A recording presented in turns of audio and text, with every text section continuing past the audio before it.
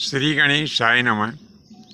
प्रिय बंधुओं, आज हम आपको मृत्यु के रहस्य के अंतर्गत मोक्ष मृत्यु के बारे में बताने जा रहे हैं।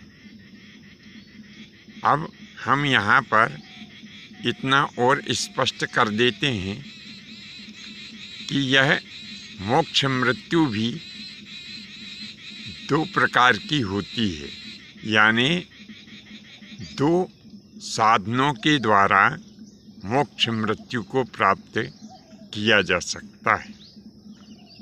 तो पहला साधन यहाँ पर है योग के द्वारा। अब यह जो योग मूलक मोक्ष मृत्यु होती है, इसको चाहने वाले क्या करते हैं कि सर्वप्रथम योग की शिक्षा ग्रहण करते हैं और योग की शिक्षा को ग्रहण करने के पश्चात वे अपने शरीर के भीतर जो 6 चक्र हैं, उन 6 चक्रों को जागृत करते हैं। अब वे 6 चक्र कौन कौन से हैं और हमारे शरीर में वे 6 चक्र कहाँ कहाँ स्थित हैं। तो इनमें पहला चक्र जो मूलाधार के नाम से जाना जाता है, यह लिंग देश में स्थित है। दूसरा स्वाधिष्ठान नाम का चक्र, यह नाभि क्षेत्र में है। तीसरा मणिपूरक नाम का चक्र हृदय में है। अनाहत नाम का चक्र कंठ में स्थित है और विशुद्ध नाम का चक्र दोनों भौहों के बीच में है। इसी प्रकार से आज्ञा नाम का चक्र हमारे ब्रह्मरंध्र में स्थित है।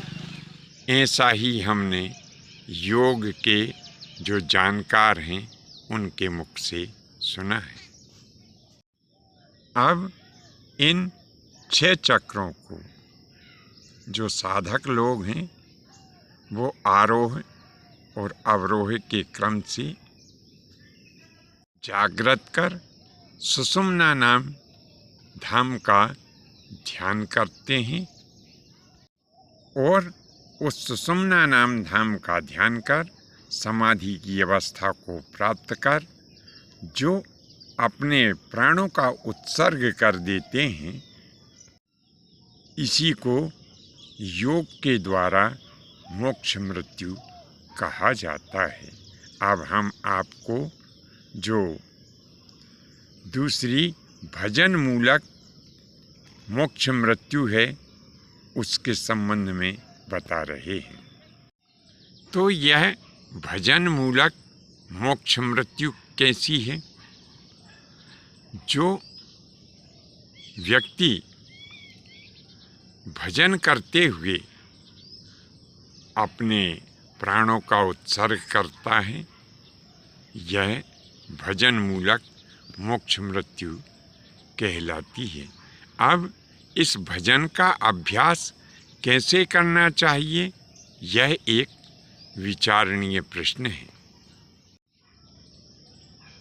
यदि कोई भक्त अभ्यास करे तो यह भजन मूलक मोक्ष मृत्यु जो होती है, ये अलभ्य भी नहीं है। इसके लिए हमें धीरे धीरे प्रतिदिन अभ्यास करना होता है।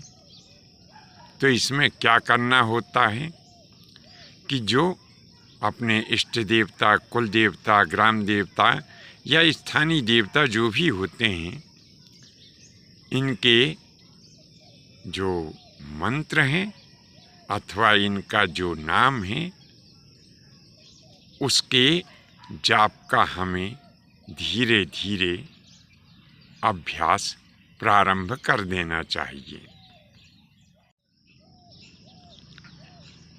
तो इस प्रकार से जब हम अपने इष्ट देवता, कुल देवता, ग्राम देवता या स्थानीय देवता के मंत्रों का अथवा उनके नाम का, उनके स्तोत्रों का अथवा किसी भी प्रकार से जब हम उनका स्मरण, पूजन और वंदन प्रारंभ कर देते हैं तो यह हमारे अभ्यास में आ जाता है और फिर एक समय ऐसा आता है कि वह जो उनका मंत्र है अथवा जो उनका नाम है, उनका जो पूजन है, वंदन है, ये हमारी प्रत्येक श्वास में बस जाता है।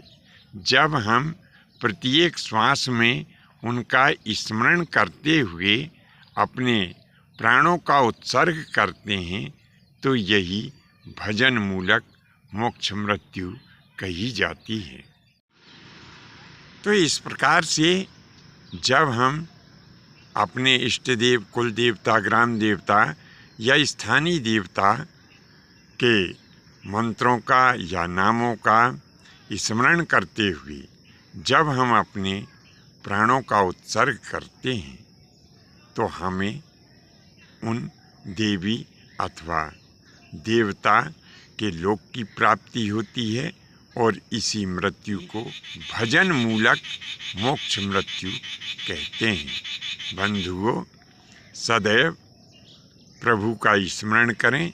इसी कामना के साथ आज के लिए बस इतना ही। शेष अगले भाग में नए विषय के साथ में उपस्थित होंगे। आज्ञा दीजिए। धन्यवाद। जय माता की, जय परशुराम जी।